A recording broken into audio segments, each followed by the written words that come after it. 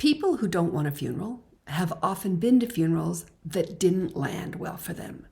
They didn't feel meaningful, they didn't feel appropriate, they didn't feel fitting to the person who died. They were just probably not very well done funerals. The alternative to a bad funeral isn't no funeral. The alternative to a bad funeral is a good funeral. And if you've been to a good funeral, you know what that's about.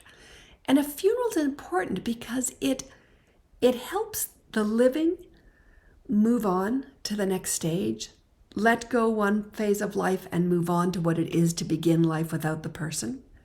It also, a good funeral also helps the dying person or the person who has died begin their next journey in the next life.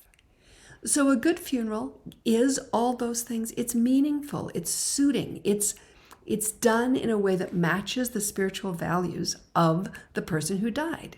And I mean, I've done funerals that have classic rock as the kind of theme to them, whatever matters for that person.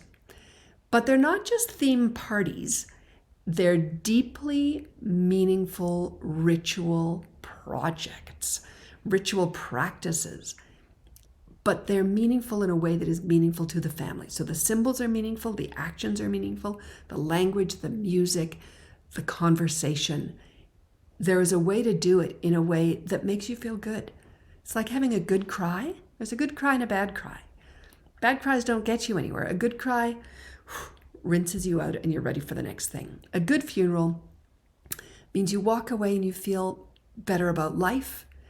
You feel like you've done right service and right honor to the person who's died, and that you're clear and a little rinsed out and ready to move forward, hopefully with a greater love for and respect for and gratitude for the life that you still have.